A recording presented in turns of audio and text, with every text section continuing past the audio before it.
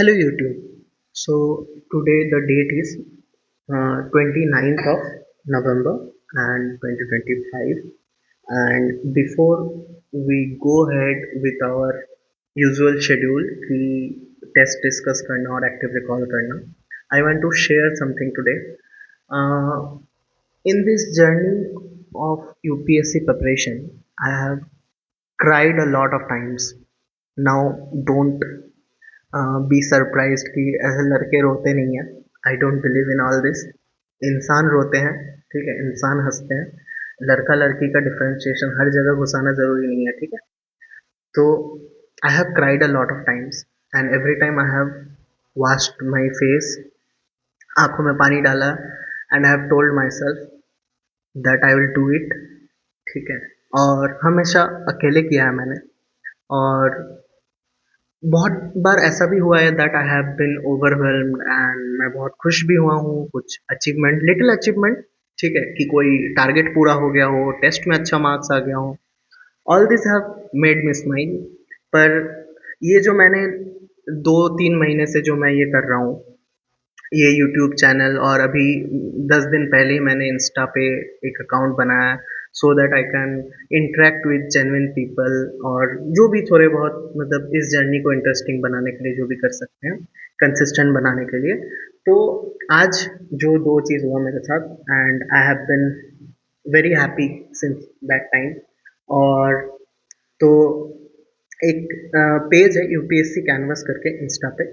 तो वो आज एक स्टोरी शेयर करता है मुझे मेंशन करके, and the person has literally made notes out of my active recall videos. This is huge for me, ठीक है, दिस इज ह्यूज.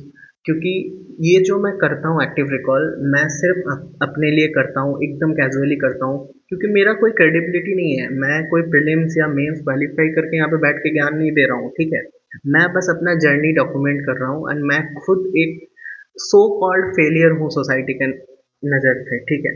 बट फिर भी लोग सुन रहे हैं और इतना सीरियसली नोट्स बना रहे हैं. एंड फर्स्ट ऑफ ऑल तो मुझे बहुत ही अजीब लगा, ठीक है. But then I felt good कि शायद मैं कुछ अच्छा ही कर रहा हूँ, क्योंकि मैं भी चाहूँ तो यूट्यूब में व्लॉग बना सकता हूँ, ठीक है, विदाउट डीमीनिंग एनीवन, ठीक है. जो भी कर रहे हैं अपना इस जर्नी को थोड़ा हेल्प करने के लिए कर रहे हैं. पर मैं सोचा कि क्या मैं सुबह सुबह रोज उठ के वीडियो बनाऊं कि अभी मैंने खाना खाया और अभी मैं सो गया और अभी मैं पढ़ने बैठा 4 बजे उठ के. आई थॉट कि उससे अच्छा मैं एक काम करता हूँ, मैं एकेडमिकली कुछ करता हूँ, कि मैं दिन भर में जो जो चीज़ पढ़ूंगा मैं वो सारी चीज़ें यहाँ पे रिकॉल करूंगा, और वो सुन के किसी को कुछ फायदा हो कुछ ना हो, पर मेरा कंसिस्टेंसी मेंटेन होगा, ठीक है, कभी मुझे अगर लुक बैक करना हो. तो इसीलिए I decided of this active recall thing. And I can see कि ये मेरे वीडियो से, कल वाला वीडियो से मॉनेटरी पॉलिसी के टूल, क्वांटिटेटिव क्वालिटेटिव, उसके बाद मनी सप्लाई का formula, C D R R D R, ये नोट्स जो इसने बनाया है, इस इंसान ने मेरे वीडियो से, इस नोट से आज के टेस्ट में 90% क्वेश्चन सॉल्वेबल थे अगर आपको कंसेप्ट क्लियर हुए थे, ठीक है. मैं ये नहीं कर रहा हूँ कि मेरे वीडियो देख के आपको कंसेप्ट क्लियर हो जाएंगे, मेरे वीडियो देख के आपको रिवीजन हो जाएगा, ठीक है, अगर आपने पहले से पढ़ा हुआ है, क्योंकि जीरो से पढ़ाना तो पॉसिबल नहीं और मैं कोई टीचर हूँ भी नहीं, ठीक है. ये तो रहा एक बात, ये मुझे बहुत ही स्माइल किया, करवाया आज. अभी जस्ट मैं वीडियो रिकॉर्ड करने ही वाला था तो मैं अभी एक स्क्रीनशॉट लिया. बस 10-15 मिनट पहले एक कमेंट आया. I don't know this person, ये इंस्टा पे नहीं है, ये बस यूट्यूब पे मैं कमेंट देखा. He wrote, I followed Shivin sir when he used to upload videos without showing his face. He had only 150 subscriber, ठीक है. ये इस मोमेंट पे मैं भी शिविन सर को फॉलो करता था. एंड मैंने उस टाइम से शिविन सर को देख रहा हूँ जब शिविन सर मेंस के टारगेट अपलोड किया करते थे, ठीक है. एंड ये जो आइडिया मुझे आया है डेली ये सब करने का यूट्यूब पे, ये शिविन सर से ही आया है, ठीक है. उसके बाद उन्होंने लिखा है ही गॉट सिलेक्टेड. उसके बाद I followed Ritu ma'am who also got selected. Exactly मैं भी रितु मैम को बहुत टाइम से फॉलो कर रहा हूँ. एंड लोग उनका मजाक उड़ाते थे कमेंट्स में कि ब्लॉग बना रही है, ये कर रही है, बस लाइब्रेरी आना जाना दिखाती है, पढ़ाई वढ़ाई कुछ करती नहीं. And when she uploaded that blog जिसमें उनका स्टेट पीसीएस में सिलेक्शन हो गया, मेट्रो स्टेशन में वो खड़ी थी, that literally made me cry भाई. वो बहुत ही इमोशनल मोमेंट था एंड बहुत ही प्राउड मोमेंट था कि हम लोग सब उनको इतना टाइम से सपोर्ट कर रहे हैं, उनके लिए विश कर रहे हैं कि उनका हो जाए. Because she genuinely work so hard, तो ऑल्सो गॉट सिलेक्टेड। अब देखो इन्होंने क्या लिखा, now I have subscribe to you so you will definitely get selected, remember me bro, I have different type of intuition power. भाई ये तो बहुत ही बड़ा कुछ बात है, ठीक है। एंड मे बी जो ये वीडियो देख रहा हूँ उसके लिए कोई बड़ा बात नहीं है, बट मेरे लिए तो बहुत बड़ी बात है कोई ऐसा बोल दे। और क्योंकि ये चैनल का कोई पर्पस नहीं था कि हाँ मुझे कुछ स्टैब्लिश करना है यूट्यूब पे, यूट्यूबर बनना है, ऐसा कुछ नहीं था। मैं तो बस अपने लिए कर रहा था एंड लोगों तक पहुंच गया। शिविन सर ने 2-3 बार स्टोरी रीशेयर कर दिया, ऐसे ऐसे करके लोगों तक पहुंच गया। यूट्यूब का तो नहीं किया उन्होंने, उन्होंने बस इंस्टा पे किया था, तो इंस्टा पे तो फॉलोअर्स वहीं से आए थे, पर यूट्यूब वाले चीजें अपने आप वो होते होते हो गया। एंड कंटेंट लोग लाइक करते हैं। ये जो यूपीएससी कैनवस करके है, इन्होंने मेरे ऑलमोस्ट सारे वीडियोस और पोस्ट्स पे कमेंट किए हुए हैं, लाइक किए हुए हैं, शेयर किए हुए हैं, तो वो ऐसे करके जाता है लोगों से, और फिर एक कम्युनिटी बन जाता है, फिर सब मिलके एक्टिव रिकॉल कर रहे हैं, वो लोग सब अपने अपने घर पे कर रहे हैं, ये तो नोट्स ही बना रहे हैं। तो मैं भी आज से सोच रहा हूँ बहुत अच्छे से रिकॉल करता हूँ। एंड थैंक यू आप दोनों को, and you guys really made my day. Okay, बहुत हो गया भाषण, अब बैक टू वर्क। आज जो टेस्ट हुआ है, वो जो मॉनेटरी पॉलिसी का मैं यहाँ से नोट्स दिखा रहा था, इसी नोट्स का वो कमाल है, इसी वीडियो से और मैंने पढ़ा था, तो 50 आउट ऑफ 50 आज। लकीली कोई साइट पे एरर नहीं था आंसर्स का, ठीक है। तो आज का क्वेश्चन बहुत मतलब नॉर्मल कंसेप्चुअल थे, कोई प्रॉब्लम नहीं था। अब जो आज का हम लोग का एक्टिव रिकॉल का टॉपिक है, बहुत ही ह्यूज है, ठीक है। बैंकिंग एंड इट्स टाइप्स, और ये one of the most important topics है प्रीलिम्स के लिए। बैंकिंग, मनी और बैंकिंग से बहुत सारे क्वेश्चंस आते हैं हर साल, ठीक है। तो हम लोग बैंकिंग का एक्टिव रिकॉल शुरू करते हैं, ठीक है। सबसे पहले अगर बैंक वर्ड से ही शुरू करें, तो बैंक का क्या काम है कि हम लोग बैंक में डिपॉजिट करेंगे और बैंक क्या करेगी, बैंक लोन देगी, ठीक है। ऑल्सो ये जो एक्टिव रिकॉल हो गए 10 मिनट में शायद ना हो पाए, 15 मिनट में भी शायद ना हो जाए, ना हो पाए, क्योंकि ये बहुत ही बड़ा टॉपिक है। एंड आई डोंट वांट कि मैं जल्दी जल्दी इसको निपटा दूं बस, ठीक है। क्योंकि ये वीडियोस मैं बाद में खुद भी देखूंगा, जब प्रीलिम्स के 1 महीना पहले या 15 दिन पहले मुझे रिवाइज करना होगा, मैं एक एक टॉपिक सर्च करूंगा, जो टॉपिक मुझे वीक लगेगा, और मैं तुरंत इस वीडियो से रिकॉल कर सकता हूँ, क्योंकि अभी मेरे पास प्लेंटी ऑफ टाइम है, अभी मैं आधा घंटा का वीडियो रिकॉर्ड करके आराम से कर सकता हूँ, ठीक है। और ये मुझे बाद में बहुत हेल्प करेगा, ठीक है। तो जो बैंक है वो, उसमें हम लोग डिपॉजिट करेंगे और बैंक क्या करेगी, फिर उसको लोन देगी, ऐसे ही तो बैंक चलता है। पर इस काम के बीच में एक ब्रोकर तो चाहिए ना, जो इसको रेगुलेट करे, ठीक है। वो कौन है, वो आरबीआई है, ठीक है। वो काम आरबीआई करती है। RBI is central bank of India. जो सीबीआई करके एक बैंक है, schedule commercial bank, central bank of India, वो नहीं, जो centrally actually central bank of India है, ठीक है। तो अब ये आरबीआई क्या करती है, रेगुलेशन करती है बैंक्स में, सो दैट कि बैंक मतलब जो कंज्यूमर है उसके इंटरेस्ट पे काम करे और खुद भी अपना प्रॉफिट जनरेट करे, ठीक है। अब आरबीआई को जो पावर्स मिलती है ना, आरबीआई को जो पावर्स मिलती है वो दो एक्ट से मिलती है, ठीक है। आरबीआई एक्ट 1934 से मिलती है, और बैंकिंग रेगुलेशन एक्ट 1949 से मिलती है, ठीक है। ये दो एक्ट से आरबीआई को पावर मिलती है। मैं ये रिमूव वाला पेन हटा के ये परमानेंट वाला पेन ले लेता हूँ, ताकि यहाँ पे बनते रहे, ठीक है। बैंकिंग, सबसे पहले हम लोग लिखते हैं जो आरबीआई को पावर मिलती है, ये आरबीआई एक्ट 1934 से मिलती है, और एक एक्ट से मिलती है, बैंकिंग रेगुलेशन एक्ट 1949 से मिलती है, ठीक है। और ये जो डेटा है ना, ये आपको अपने आप याद हो जाएगा। और यूपीएससी ऐसा कभी नहीं करती है स्टेट पीसीएस की तरह कि यहाँ पे बैंकिंग रेगुलेशन एक्ट 1948 करके पूछते हैं, ऐसा बहुत रेयरली होता है। वो पूरा का पूरा एक्ट ही गलत लिख सकती है, पर ऐसा बहुत कम ही करती है कि अब आरबीआई एक्ट 1933 करके पूछते हैं, ऐसा यूपीएससी नहीं करती, अब तक तो नहीं किया, बात का नहीं बता सकता है, ठीक है। अच्छा, उसके बाद जो हमारी बैंक्स होती है ना, वो दो आपका एक्ट के साथ रजिस्टर्ड होती है, ठीक है। बैंक दो एक्ट के साथ रजिस्टर्ड होती है, एक तो बैंकिंग रेगुलेशन एक्ट 1949 के साथ होती है, और एक होती है आपका कंपनीज एक्ट 2013 से होती है, ठीक है। 2013 से होती है कंपनीज एक्ट से, ठीक है। और ये जो आपका वर्ड बैंक यूज करना है, हम लोग कोई भी जैसे कि मैं कल अपना नाम से UPSC tears and hope bank नहीं बना सकता हूँ, ठीक है।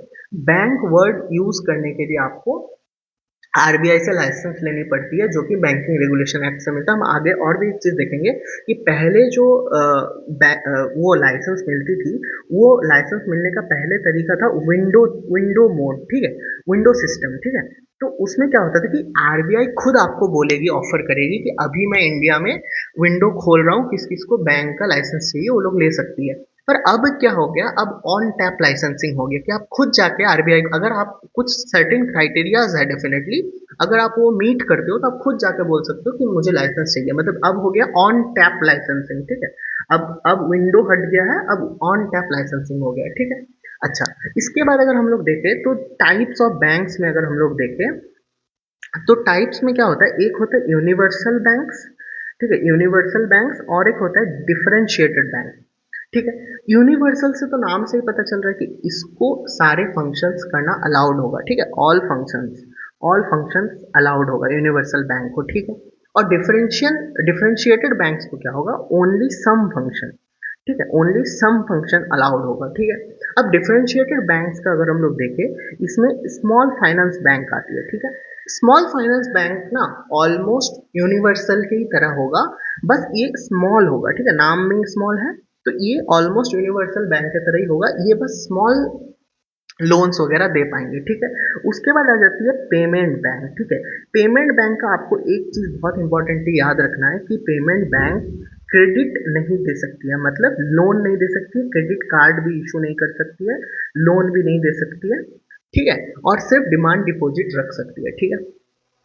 अच्छा, इसके बाद अगर हम लोग मेनली आ जाए आपका नेक्स्ट अगर टॉपिक हम लोग देखें तो और दो तरह का क्लासिफिकेशन हो सकता है, एक हो गया आपका शेड्यूल्ड कमर्शियल बैंक, और एक हो गया आपका शेड्यूल्ड कोऑपरेटिव बैंक, ठीक है। अब कोऑपरेटिव और कमर्शियल में क्या डिफरेंस होता है, ठीक है। शेड्यूल्ड का मतलब हो गया अगर आप सर्टेन क्राइटेरिया मीट करते हो तो आप आरबीआई एक्ट के सेकेंड शेड्यूल में आप लिस्ट हो जाते हो और फिर आप शेड्यूल्ड बैंक कहलाते हो। उसमें से भी कमर्शियल आप तब होते हो जब आपका मतलब मोटिव होता है प्रॉफिट अर्न करना, और कोऑपरेटिव आप तब होते हो जब आपका कॉपरेशन करना प्रॉफिट होता है, ठीक है।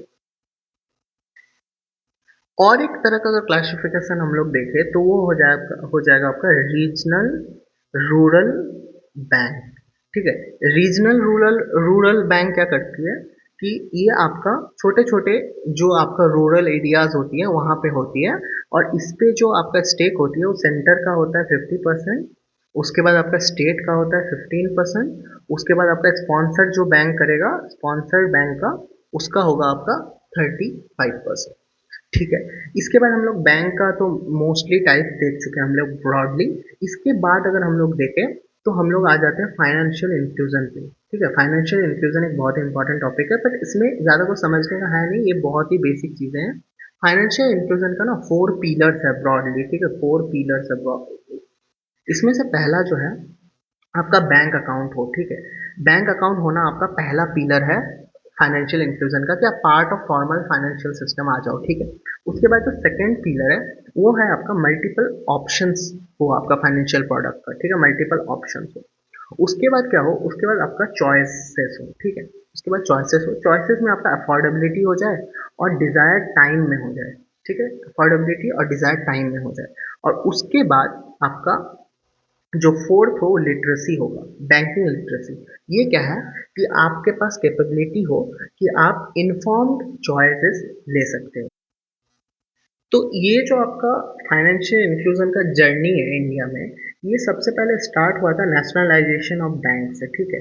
तो इससे भी बहुत ज़्यादा हेल्प नहीं हुआ था, मतलब इससे काफ़ी हद तक तो हुआ था। उसके बाद जो हमने एक नया चीज़ लाया था वो था पीएसएल। ये क्या है, प्रायोरिटी सेक्टर लेंडिंग, मतलब हम जब लोन देंगे तो हमारे कुछ प्रायोरिटी सेक्टर होगा कि आउट ऑफ 100% जो हम लोग लोन देते हैं उसमें से हम लोग का कुछ कोटा फिक्स्ड रहेगा, ठीक है। अब हर बैंक के लिए वो कोटा अलग अलग है, ठीक है। तो हम लोग सबसे पहले सारे बैंक के टाइप्स लिख लेते हैं। सबसे पहले होगा शेड्यूल्ड कमर्शियल बैंक, फिर होगा foreign bank with more than 20 branch, foreign bank with less than 20 branch, उसके बाद आ जाएगा रीजनल रूरल बैंक, उसके बाद आ जाएगा small finance bank. Payment bank अगर आपको याद होगा कि मैंने बोला था कि लोन नहीं दे सकता, तो वो तो नहीं होगा इसमें। इसके बाद अर्बन कोऑपरेटिव बैंक, उसके बाद रूरल कोऑपरेटिव बैंक। ठीक है, ये तरह के बैंक्स हैं जो पीएसएल लेंडिंग करती है। अब इनका जो कोटा फिक्स्ड है वो है आपका जो शेड्यूल कमर्शियल बैंक है उसका 40% कोटा आपका फिक्स है, 40% उसको देना ही होगा। ठीक है, जो फॉरेन बैंक है जिसका 20 से ज़्यादा ब्रांचेस है या 20 ब्रांचेस है उनको भी 40% देना होगा। उसके बाद जो बाकी जो है जो लेस देन 20 है इसको भी 40 देना होगा।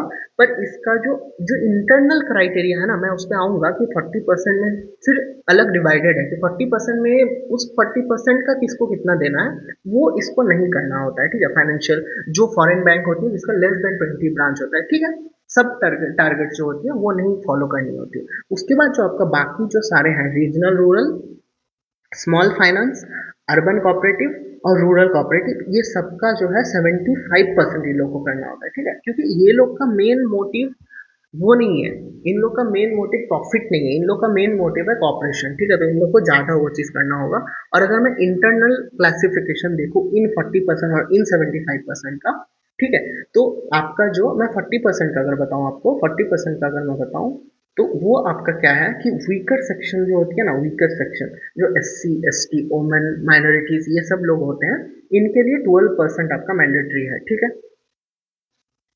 सॉरी। इसके बाद जो आपका होता है वो होता है एग्रीकल्चर। एग्रीकल्चर में टोटल तो 18% होता है पर इसमें भी क्लासिफिकेशन होता है। 10% आपको देने होंगे मार्जिनल और स्मॉल फार्मर्स को, और बाकी जो 8% है वो आपका ऑल फार्मर्स मिला के देना होगा, स्मॉल और बिग दोनों। ठीक है, उसके बाद आपका माइक्रो एंटरप्राइजेस आती है।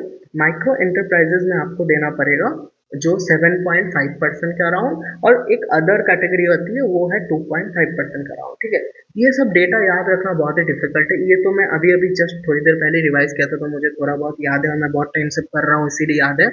पर प्रीलिम्स के पहले पहले आपको एक बार पढ़ के जाना होगा। और ये सब जो डेटा होती है ना ये याद रखना हमेशा जरूरी नहीं होता है, आपको ब्रॉडली कंसेप्ट आने चाहिए। ठीक है, उसके बाद अगर आपको एग्जाम होगा कोई तो एग्जाम के पहले यही सब चीजें तो देख के जानी है। आप अलग से एक फैक्ट शीट बना सकते हो कि जो जो चीजें मैं मतलब शुरू से याद नहीं रख सकता हूँ वो सब चीज आप उस पर नोट कर लो, और फिर कोई भी एग्जाम हो उसके पहले आप एक बार देख के चले जाओ उसको। ठीक है, अब जो हम लोग प्रायोरिटी सेक्टर लेंडिंग का बात कर रहे हैं पीएसएल में, अब अगर क्वेश्चन ये बने कि अगर मान लो पीएसएल हाँ, कोटा फुलफिल ना हो, ठीक है, इसको हटा दो फिर दूसरी जगह बनेगा। अगर पीएसएल कोटा फुलफिल ना हो, पीएसएल अगर शॉर्टफॉल हो जाए तो बैंक के पास दो ऑप्शन होता है। ठीक है, या तो वो पीएसएल सर्टिफिकेट खरीद ले। ठीक है, मान लो कोई बैंक ज्यादा पीएसएल कर दे तो उसको सर्टिफिकेट मिलती है, ठीक है, उसको अप्रिशिएट करने के लिए। और फिर वो सर्टिफिकेट को उन बैंक को बेच दे कि जिनका कोटा पूरा नहीं हुआ, उनको अगर बेच दे तो उनको प्रॉफिट भी हो जाता है, और जो लोग का नहीं कंप्लीट हुआ उनका वहां पे मतलब मेकअप हो जाता है, या तो सर्टिफिकेट से ट्रेड कर ले। या तो आप और एक चीज कर सकते हो कि आप जो है RIDF, ठीक है, RIDF ऑफ नाबार्ड जो है रूरल इंफ्रास्ट्रक्चर डेवलपमेंट फंड, या फिर अर्बन इंफ्रास्ट्रक्चर डेवलपमेंट फंड, या फिर अदर्स जो है फंड में आप पैसा दे सकते हो अगर आपका in case of PSL shortfall हो। ठीक है, या तो आप इन पे फंड दे दो या तो आप सर्टिफिकेट ले लो तो आपका मेकअप हो जाएगा। करेक्ट। अब अगर हम लोग और एक चीज देखें कि स्ट्रक्चर ऑफ बैंकिंग कैसा है इंडिया में, अगर ये हम लोग देखें स्ट्रक्चर ऑफ बैंकिंग कैसा है, तो स्ट्रक्चर अभी जो इंडिया में है ना वो अच्छा नहीं है। ठीक है, वो इन्वर्टेड ट्रायंगल का स्ट्रक्चर है। ठीक है, और इसमें क्या है कि सबसे जो आपका कम वाला पार्ट है इसमें है आपका स्मॉल और लोकल एरिया बैंक। ठीक है, और जो मिडल में है ये है रीजनल बैंक, और बिग बैंक जो है इसमें सबसे ज्यादा बिग बैंक्स हैं। ठीक है, तो प्रॉब्लम इसमें क्या होता है, टॉप हैवी हो जाता है। ठीक है, ये लोग क्या करती है कि focused on all segment of population हो जाती है जो बिग बैंक्स होती है। ठीक है, तो ये लोग ना स्पेशलाइज मीटिंग जो नीड्स होती है वो मीट नहीं कर पाती है। तो हमारे एक कमेटी फॉर्म हुई थी, दो कमेटी, नरसिम्हन कमेटी और रघुराम राजन कमेटी। ये दोनों कमेटी क्या बोले थे कि जो कमेटी अपना फॉर्म हुआ था उसमें बोला गया था कि ये मतलब इन्वर्टेड ना हो। ठीक है, मतलब नॉर्मल ट्रायंगल हो और ऊपर आपका बिग बैंक्स हो, सबसे कम हो बिग बैंक जो इंटरनेशनली compete करे, मिडल में आपका रीजनली रहे, और सबसे ज्यादा स्मॉल और लोकल बैंक हो ताकि वो सारे नीड्स फुलफिल कर सके लोगों के। इसके बाद अगर हम लोग और दो तरह का बैंक देखें, ठीक है, वो हो जाता है आपका कस्टडियन बैंक। ठीक है, कस्टडियन बैंक क्या करती है कस्टडियन बैंक आपका एसेट के लिए रखती है, ठीक है। एसेट मतलब नॉन मॉनिटरी एसेट, जैसे कि डिजिटल एसेट हो जाए कुछ, ठीक है, डिजिटल एसेट हो जाए या फिर आपका इंटेलेक्चुअल प्रॉपर्टी हो जाए, तो ये सब चीजें कस्टडियन बैंक रखती है। एक दूसरा और तरह का होता है होलसेल बैंक, ठीक है। होलसेल बैंक इंडिया में तो नहीं है, ठीक है, इंडिया में होलसेल बैंक नहीं है, पर ये हम लोग दूसरे नाम से इसको रखे हैं, डेवलपमेंट फाइनेंस इंस्टीट्यूशन, डीएफआई करके बोलते हैं हम लोग इंडिया में इसको। ये क्या करती है, लार्ज इंफ्रास्ट्रक्चर प्रोजेक्ट को फाइनेंस करती है, मतलब लोन देती है। और हम लोग जो है ऑर्डिनरी पीपल, हम और आप जैसे लोगों का ये डिपॉजिट एक्सेप्ट नहीं करती है, ठीक है। अब अगर हम लोग एक बहुत इंपॉर्टेंट कोर बैंकिंग, बहुत इंपॉर्टेंट टर्म्स देखें बैंक का, तो वो है कोर बैंकिंग सोल्यूशन, ठीक है, कोर बैंकिंग सोल्यूशन। ये नाम से ही बहुत क्लियर है कि कोर बैंकिंग हो रहा है, ठीक है, बैंकिंग का कोर है ये, ठीक है। तो अब इसका मतलब क्या है कि ये बेसिकली है ब्रांचलेस बैंकिंग, ठीक है, ब्रांचलेस बैंकिंग। पहले क्या होता था कि मान लो एसबीआई का इंडिया में मान लो फॉर एग्जांपल 100 ब्रांच है, ठीक है, डिफरेंट डिफरेंट एरिया में। अब आप कौन सा ब्रांच में अकाउंट बनाओगे कि आपके घर के जो पास में होगा उस ब्रांच में आप अकाउंट बनाओगे, ठीक है। और आप मान लो रहते हो दिल्ली में, तो अब आप दिल्ली में रहते हो और आपका अकाउंट बना हुआ है आपके घर के पास वाले ब्रांच से, तो अब आपको दिल्ली में अगर कुछ बैंकिंग का काम हो तो आप दिल्ली वाले ब्रांच से वो काम नहीं कर सकते थे। पर अब जब ये कोर बैंकिंग सोल्यूशन वाला सॉफ्टवेयर इंटीग्रेट हो गया है बैंकिंग में, तो अब आपका ब्रांच से मतलब नहीं है, आप एसबीआई के अंडर, मतलब एसबीआई के आप कस्टमर हो अब, ठीक है। आप कोई भी ब्रांच में अकाउंट बनाओ, आप उसको एक्सेस कोई भी ब्रांच से कर सकते हो, ब्रांच अब इम्पोर्टेंट नहीं रहा, ठीक है। ये तो काफी क्लियर हो गया। अब हम लोग अगर देखें तो हमारे कंट्री में कुछ फाइनेंशियल इंटरमीडियरीज होती है, ठीक है, ये भी फाइनेंशियल काम करती है, बट आपका ये बैंक्स नहीं होती है, ठीक है। तो अब अगर हम लोग देखें तो इसका भी दो तरीका, दो पार्ट में हम लोग डिवाइड कर सकते हैं, एक ऑल इंडिया फाइनेंशियल इंटरमीडियरीज और हम लोग एक कर सकते हैं नॉन बैंकिंग फाइनेंशियल कंपनीज, ठीक है। ये दोनों में हम लोग कर सकते हैं। इसी में आपका नाबार्ड आ जाती है, ठीक है, नाबार्ड आपका ऑल इंडिया फाइनेंशियल इंस्टीट्यूशन में आ जाएगा नाबार्ड। ये इस पे आपका गवर्नमेंट का 100% गवर्नमेंट ऑफ इंडिया से ओन होता है, ठीक है, नाबार्ड। अब नाबार्ड का तीन फिर अलग फंक्शन होता है, ठीक है। इसमें आपका तीन फंक्शन क्या होता है, एक हो गया फाइनेंशियल फंक्शन, एक हो गया डेवलपमेंटल फंक्शन, एक हो गया सुपरविजन फंक्शन, ठीक है। तो फाइनेंशियल फंक्शन जो है आपका, फाइनेंशियल फंक्शन में ये डायरेक्ट मतलब फाइनेंस क्या करती है, रीफाइनेंस करती है, ठीक है। आप ये चीज प्रीलिम्स में पूछ सकते हैं कि नाबार्ड नॉर्मल फाइनेंसिंग करती है क्या, नहीं, नाबार्ड रीफाइनेंसिंग करती है। ये रूरल इंफ्रास्ट्रक्चर को बिल्ड करती है या फिर डिस्ट्रिक्ट लेवल कुछ प्लान्स वगैरह बनाती है, ठीक है। अगर डेवलपमेंटल रोल देखे नाबार्ड का, तो ये न्यू स्कीम्स को डिजाइन करती है, ठीक है, न्यू स्कीम्स को डिजाइन करती है, या फिर जो एग्जिस्टिंग स्कीम्स है, जो एग्जिस्टिंग स्कीम्स है उनका आप वो लोग इम्प्लीमेंट करती है। तो इसमें एक बहुत इंपॉर्टेंट आता है SHG linkage, SHG bank linkage, ठीक है। ये हो गया आपका, ये प्रीवियस ईयर क्वेश्चन भी है। और एक काम होता है किसान क्रेडिट कार्ड, ठीक है, ये सब नाबार्ड करती है। तो आपका जो एसएचजी है ये सेल्फ हेल्प ग्रुप है, इसका मेंस में क्वेश्चन आया था, ठीक है, शायद इसी साल आया था मेंस में क्वेश्चन। और एक चीज इंपॉर्टेंट कि अगर इसी साल मेंस में कोई क्वेश्चन आए ना, तो वो नेक्स्ट ईयर प्री में बहुत इंपॉर्टेंट हो जाता है, ठीक है।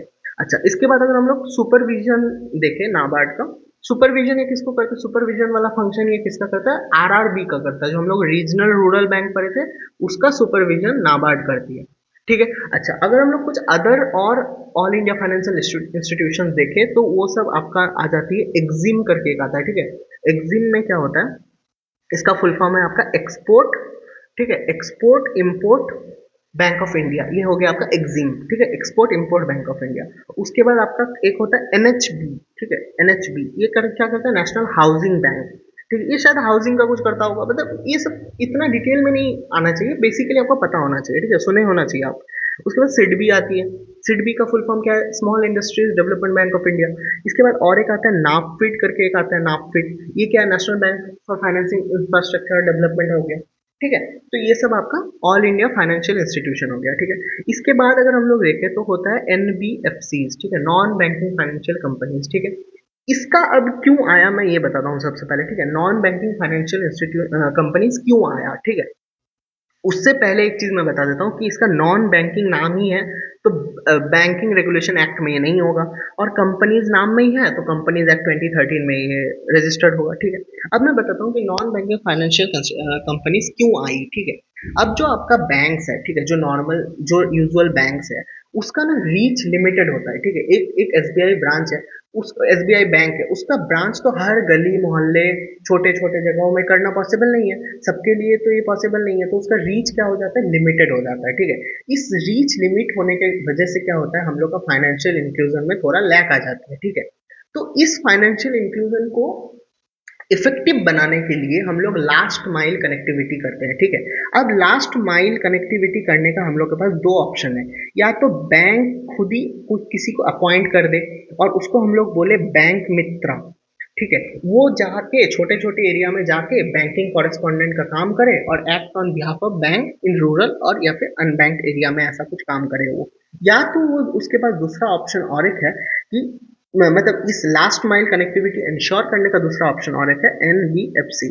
अब आया ना नॉन बैंकिंग फाइनेंशियल कंपनीज का रीजन सामने कि ये क्यों है बेसिकली, कि जो जो जगह पे बैंक नहीं जा सकती है वो जगह पे ये जाए। और एक चीज आपको याद रखना है कि जो हम लोग जो बैंक में डिपॉजिट करते हैं ना पैसे, वो 99.99% में ना वो बहुत सेफ होती है। ठीक है, क्योंकि बैंक भी अपना लोन वगैरह करती है, उन पे बहुत सारे रेगुलेशंस होती है, तो हम लोग का रिस्क बहुत कम होता है नॉर्मल बैंक्स में। पर जो ये नॉन बैंकिंग फाइनेंशियल कंपनीज होता है ना, उस पे अगर कोई डिपॉजिट कर रहा है तो उसको ये पहले से ही पता होता है कि एनबीएफसी जो है वो रिस्की सेक्टर्स में लोन देगा और वो पैसा वापस नहीं भी आ सकता, ये पता होता है ऑलरेडी। ठीक है, ये पता होते हुए भी लोग करते हैं। अगर आपको एनबीएफसी का कुछ एग्जांपल चाहिए तो बजाज फिनसर्व है, गोल्ड लोन कंपनीज है, ठीक है, माइक्रो फाइनेंस कंपनीज है, एलआईसी है, लाइफ इंश्योरेंस कंपनी, ये सब है। ठीक है, अच्छा, इसके बाद अगर हम लोग देखें तो एनबीएफसी में ना एक प्रॉब्लम है, क्योंकि एनबीएफसी तरह तरह के काम करती है, तो इसका ना कोई एक रेगुलेटर नहीं है एनबीएफसी का। मान लो ये लेंडिंग करेगा तो उसको आरबीआई देखेगा, मान लो ये इन्वेस्टिंग करेगा तो उसको सेबी देखेगा, मान लो ये इंश्योरेंस देगा तो उसको एफआरडीआई देखेगा, मान लो ये पेंशन देगा तो ये पीएफआरडीए के अंदर आ जाएगा आपका। तो अगर किसी का इतना सारा रेगुलेटर होगा तो कोई भी इसको अच्छे से रेगुलेट नहीं करेगा। Too much of anything is bad. ठीक है, मल्टीपल रेगुलेशंस का वही मतलब होता है, एक्चुअली मींस नो रेगुलेशन। ठीक है, तभी आपका एनबीएफसी में आप इतने स्कैम सुने होंगे, शारदा स्कैम, सहारा स्कैम, रोज वैली स्कैम, ये सब पहले बहुत होता, 2016-17 के आसपास ये सब चीजें बहुत होता था। तो इसको रोकने के लिए हम लोग ने मतलब दो चेंजेस प्रपोज किए गए। ठीक है, एक तो कंपनीज एक्ट के अंदर आपका एक नया ऑफिस बनेगा जो आपका जिसका नाम होगा सॉरी जिसका नाम होगा सीरियस फ्रॉड इन्वेस्टिगेशन ऑफिस। ठीक है, तो ये वो काम करेगा आपका ये सब रोकने के लिए। और आरबीआई अपना एक नया रेगुलेटरी स्ट्रक्चर बनाएगा जिसमें 4 टीयर तक रेगुलेटरी स्ट्रक्चर रहेगा। ठीक है, और जो सबसे ज्यादा टीयर पे रहेगा, मतलब एक ट्रायंगल ऐसे करके बना हुआ है, इसमें 4 टीयर है, जो सबसे ज्यादा ऊपर में रहेगा वो अभी तो फिलहाल एम्प्टी है, और बाकी जो 3 टीयर है उसके लिए अलग अलग रूल्स वगैरह है। इतना डिटेल में आई होप यूपीएससी ना पूछे। ठीक है, इसके बाद एक कंसेप्ट आता है लिक्विडिटी ट्रैप का। लिक्विडिटी ट्रैप, ठीक है, लिक्विडिटी, मैं आज पता है सोचा था कि बहुत थोड़ा साफ सुथरा करके लिखूंगा, पर साफ सुथरा होता नहीं इतनी छोटी जगह पे, या तो फिर मुझे एक ब्लैंक पेज लेके उसको करना पड़ेगा। एनीवे, तो अगर हम लोग लिक्विडिटी ट्रैप का बात करें अब, ठीक है, बोलते बोलते काफी थक गया मैं। ठीक है, लिक्विडिटी ट्रैप का अगर हम लोग बात करें, इस पे क्या होता है कि जनरली जब मैं कल मॉनेटरी पॉलिसी का बात कर रहा था तो मैंने बताया था कि आरबीआई जब आपका मॉनेटरी पॉलिसी टूल्स यूज करती है तो आरबीआई के हाथ में होता है कि वो इकोनॉमी में मनी सप्लाई अगर बढ़ाना चाहे या कम करना चाहे, ये आरबीआई के हाथ में होता है। ठीक है, पर मैंने ये भी बोला था कि फुल्ली आरबीआई के हाथ में नहीं होता है, क्योंकि आफ्टर ऑल पैसा खर्च करना है कि नहीं करना है वो तो मेरे ही हाथ में है ना, मेरे पैसे हैं, मैं जो करूं। मान लो आरबीआई इंटरेस्ट रेट कम कर दे पर मैं फिर भी लोन ना लूं, आरबीआई मुझे फोर्स तो नहीं कर सकती है। आरबीआई जस्ट मुझे लालच दे सकती है कि भाई मेरे आप कम रेट ऑफ इंटरेस्ट में लोन ले लो, पर मैं बोलूंगा भाई मेरे मुझे लेना ही नहीं है, मुझे होल्ड करना है कैश फ्यूचर के लिए, तो कुछ नहीं कर सकती। इस केस में क्या होता है, लिक्विडिटी ट्रैप बनता है। लिक्विडिटी ट्रैप का यही मतलब है लिटरल सेंस में कि मॉनेटरी सप्लाई एक्सपेंशनरी है पर लोग फिर भी खर्च नहीं कर रहे, एग्रीगेट डिमांड फॉल हो रहा है, इस केस में इन्फ्लेशन डिफ्लेशन बहुत लो हो जाता है। ठीक है, तो ये आपका लिक्विडिटी ट्रैप का कंसेप्ट हो गया, ठीक है। उसके बाद अगर हम लोग देखें कि आपका जो बैंकिंग में जो आपका रिस्क वगैरह होता है, बैंक का जो हेल्थ होता है, वो बहुत इंपॉर्टेंट हो जाता है, क्योंकि जैसे कि बैंक जब लोन देता है, ठीक है, बैंक हेल्थ का कंसेप्ट बहुत इंपॉर्टेंट आ जाता है, क्योंकि इसी से फिर हम लोग नॉन परफॉर्मिंग एसेट वगैरह ये सब पे जाएंगे, ठीक है। अब मैं बता रहा हूँ कि बैंक हेल्थ का कंसेप्ट क्यों इंपॉर्टेंट है।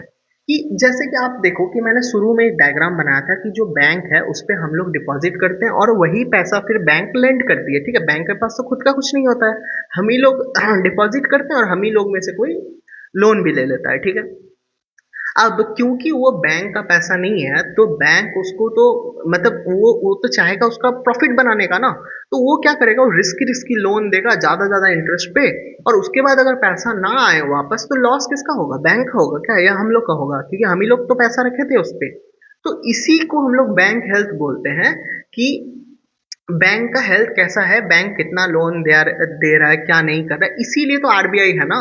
जब मैंने ऊपर में बोला था कि एक रेगुलेटर है, मेरे और बैंक के बीच में एक रेगुलेटर है, वो आरबीआई इसीलिए तो है कि बैंक को वो कंट्रोल में रखे, रेगुलेट करे, ठीक है, और बैंक पे लोगों का ट्रस्ट बना रहे और वो स्ट्रांग रहे, ठीक है। तो इसके लिए बहुत सारे रूल्स एंड रेगुलेशंस होती है, पर उस रूल्स एंड रेगुलेशंस में प्रॉब्लम आती है, ठीक है। अब बताओ कि एसबीआई मान लो फॉरेन में भी ऑपरेट करे, ठीक है, पर आरबीआई का तो जो जुरिस्डिक्शन है वो तो सिर्फ इंडियन बाउंड्री में ही है। वो एसबीआई अमेरिका में मेरा पैसा लेके क्या करेगा, आरबीआई थोड़ी ना बता के देगा। तो इसके लिए एक क्या हुआ, एक बादल कमेटी बना, ठीक है, इसी से आएगा बादल नॉर्म्स, ठीक है। इसमें क्या हुआ, 40 सेंट्रल बैंक मैंने बताया था कि आरबीआई एक सेंट्रल बैंक है, मतलब देश का बैंक, ऐसे 40 डिफरेंट सेंट्रल बैंक मिलके हमने एक बाजल नॉर्म बनाया, ठीक है।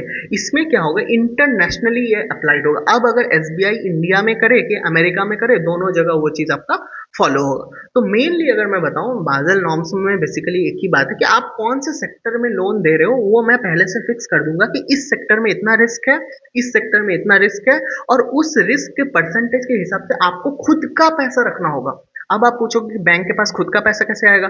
जब मैंने बोला था कि आपको अगर बैंकिंग लाइसेंस लेना हो तो उसके लिए कुछ क्राइटेरिया है, आपको कुछ कैपिटल पैसे पहले दिखाना होगा कि मेरे पास 10 करोड़ या 50 करोड़ या 100 करोड़ रुपया है, मैं एक बैंक खोलना चाहता हूँ, ठीक है। तब आपको आरबीआई लाइसेंस देगी, और भी तरह तरह के वो फॉर्मेलिटीज या फिर और भी तरह तरह के आपको क्राइटेरिया मेंटेन करना पड़ेगा।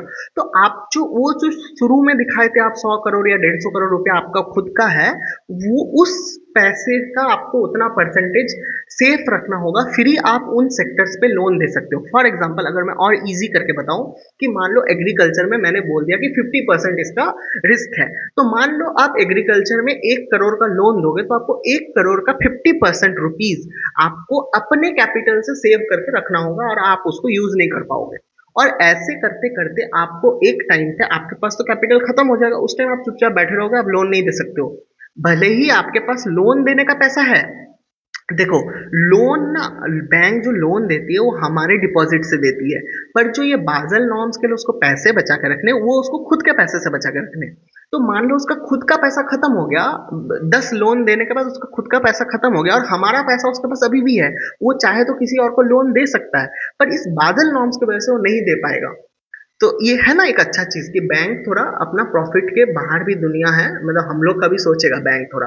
तो अभी जो फिलहाल आपका capital to risk weighted asset ratio है, जो बादल नॉर्म्स के बाद जो बना CRAR, ठीक है, इसका फुल फॉर्म हो गया capital to risk weighted asset ratio, ये अभी आपका 9% है। आपको 9% मेंटेन करनी है, ठीक है। और एडिशनल आपको कैपिटल कंजर्वेशन बफर रखनी है 2.5% का। ये सब डेटा आपको धीरे धीरे याद हो जाएगा। आपको मेनली बाजल नॉर्म्स का अगर कंसेप्ट पता होगा तो यूपीएससी में आपका 2 स्टेटमेंट तो कम से कम सॉल्व हो ही जाएगा, ठीक है। और उसके बाद आप एक दो अगर फैक्चुअल कुछ रहेगा तो वो आप उस हिसाब से देख सकते हो। उसके बाद जो आपका नॉन परफॉर्मिंग एसेट होता है, नॉन परफॉर्मिंग एसेट क्या होता है, मान लो बैंक ने किसी को लोन दिया मुझे, ठीक है। अब मैं 30 दिन तक उसका उसका रूल क्या होता है कि हर मंथ आपको इंटरेस्ट देना होगा, बैंक का जो आपने जो लोन लिया हुआ है हर मंथ आपको इंटरेस्ट देना होगा। मान लो बैंक ने मुझे लोन दिया, ठीक है, मैंने 30 दिन तक लोन नहीं चुकाया, तो मेरा लोन को वो लोग SMA1 डिक्लेयर कर देंगे। अगर मैं 1 महीना तक इंटरेस्ट नहीं दिया तो SMA1, अगर मैं 60 दिन तक नहीं दिया तो SMA2 हो जाएगा, अगर मैं 90 डेज तक ना दूं इंटरेस्ट तो हो जाएगा फिर ये आ जाएगा नॉन परफॉर्मिंग एसेट वन। अगर मैं इसके बाद 1 साल तक और ना दूं तो हो जाएगा फिर से एनपीए सब स्टैंडर्ड एसेट। ठीक है, इसके बाद अगर और 1 साल तक मैं ना दूं तो हो जाएगा आपका डाउटफुल एसेट। और उसके बाद अगर मैं और 1 साल तक ना दूं तो टोटल लगभग 3 साल हो गया, तो ये हो जाएगा आपका राइट ऑफ। अब राइट ऑफ का ये मतलब नहीं है कि बैंक के पास और उसका वो राइट नहीं रहा। ठीक है, राइट ऑफ करना मतलब क्या है कि मैंने जो बोला कि बाज़ल नॉर्म्स में उनको अपना कैपिटल होल्ड करना पड़ रहा है, तो वो उस जगह से बस लोन को हटा देगा। लोन क्या है, बैंक का एसेट है ना, तो बैंक वहां से हटा देगा कि मैंने कोई 100 करोड़ का लोन दिया ही नहीं था। ठीक है, वो डूब गया, पैसा डूब गया। और क्या करेगा वो वहां से, फिर जो उसका कैपिटल बचा वो वहां से वो जो होल्ड करके रखा था, वो जो 100 करोड़ लोन देने की वजह से उसको जो कुछ कैपिटल होल्ड करना पड़ा था ड्यू टू बादल नॉर्म, वो कैपिटल उसका फ्री हो जाएगा। फिर वो दूसरा कोई सेफ लोन देके फिर प्रॉफिट कमा के वो मेकअप करेगा जो आप उसका 100 करोड़ रुपए डूब गया। पर यहाँ पे एक इंपॉर्टेंट चीज आती है, उस 100 करोड़ रुपया उसका पूरा तो नहीं डूबेगा। मान लो आगे चल के वो उससे 50 करोड़ रुपया रिकवर कर ले तो वो भी उसको मिल जाएगा ना। वो बस बैलेंस शीट में उसको राइट ऑफ कर रहा है। ठीक है, एक्चुअली में उसका राइट खत्म नहीं हो जा रहा है उसका। ठीक है, उसके बाद आपका दो तरह का डिफॉल्टर होता है जो आपका लोन एनपीए जो होता है, एक होता है विलफुल डिफॉल्टर, एक होता है नॉन विलफुल। विलफुल मतलब क्या होता है कि आप जानबूझ के लोन नहीं दे रहे हो। ठीक है, आपके पास पैसे हैं या फिर आपने कुछ जानबूझ के कुछ ऐसा कर दिया जिसकी वजह से आपका लॉस हो गया। या फिर विल अनविलफुल क्या होता है, नॉन विलफुल डिफॉल्टर कैसा होता है, मान लो एग्रीकल्चर पे आपने कुछ फसल लगाया, वो बारिश की वजह से किसी वजह से एक्ट ऑफ गॉड बोला जाता है उसको। ठीक है, कि भगवान की मर्जी या फिर ऊपर वाले की मर्जी की वजह से वो खराब हो गया तो मेरा पैसा डूब गया। उस केस में आपको मतलब वैलिड रीजन के साथ आपको कुछ ना कुछ कंसेशन दिया जाता है कि ठीक है, चलो उसमें आपका गलती नहीं है, एक्ट ऑफ गॉड था, उसमें कुछ नहीं कर सकते हैं। ठीक है, इस तरह का आपका चीजें होती है। ठीक है, इसके बाद वो जो लोन्स रिकवर करने के लिए ना बहुत सारे हमारे पास ऑप्शंस है। ठीक है, सबसे पहले जो लोन रिकवर करने का ऑप्शन था वो था इंडियन कंट्रैक्ट्स एक्ट। ठीक है, इसके बाद आया आपका आरडीडीबी एक्ट। ये सब 1993 का बात है, बहुत पहले का बात है। इसके बाद जो सबसे फेमस आया एक सरफाइजी एक्ट करके नाम आया। ठीक है, इसका तो बहुत क्रिटिकल है, मुझे याद नहीं है कैसे लिखते हैं सरफाइजी, इसी तरीके से लिखते हैं।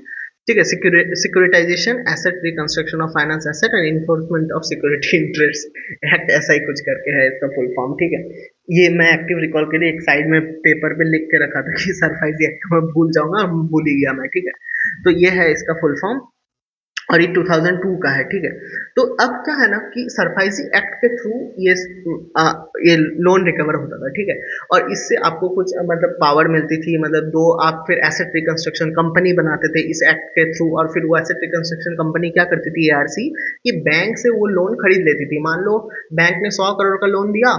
ठीक है, और फिर एआरसी क्या करेगा, एआरसी बैंक को बोलेगा कि भाई तेरा लोन तो नहीं मिल रहा है, तू एक काम कर मेरे से 50 करोड़ रुपया ले ले और मुझे 100 करोड़ का लोन दे दे। मतलब राइट उसको मिल जाएगा अब। ठीक है, अब अगर कंपनी चाहे एआरसी का अगर उतना वो हुआ कि वो कैपेबल हुआ तो पूरा का पूरा 100 करोड़ ही वहां से रिकवर कर ले पार्टी से, और फिर 50 करोड़ उसका फायदा होगा क्योंकि बैंक को तो 50 करोड़ ही दिया। और बैंक का भी फायदा होगा कि भाई मेरा 100 करोड़ रुपया पड़ा हुआ था, कम से कम 50 करोड़ तो मिला। तो यही एआरसी का काम होता है, और ये एआरसी बनती है आपका सरफाइजी एक्ट से। इसके बाद 2011 में आपका इंसॉल्वेंसी एंड बैंक्रप्सी कोड आता है। ये आपका काफी इंपॉर्टेंट है। इंसॉल्वेंसी एंड बैंक्रप्सी कोड में आपका 1 करोड़ से ज्यादा अगर आपका वो होता है, 1 करोड़ या 100 करोड़, मुझे अभी वो अमाउंट याद नहीं एग्जैक्टली exactly, तो आईबीएफसी में आपका बेसिकली 1 करोड़ या 10 करोड़ या 100 करोड़, मुझे एग्जैक्ट अभी डेटा याद नहीं आ रहा है, बेसिकली उससे ज्यादा अगर लोन होगा तो आप इंसॉल्वेंसी एंड बैंक्रप्सी कोड के थ्रू जो आपका जो ऑप्शंस बनता है उसके बेसिस पे आप लोन रिकवर करवा सकते हो। ठीक है, और इस पे आईबीएफसी में बहुत सारा अमेंडमेंट भी हुआ था, उसमें कुछ कुछ नए नए चीज आती रहती है। और आईबीएफसी का टू बी ऑनेस्ट मुझे उतनी अच्छे से याद नहीं है आईबीएफसी।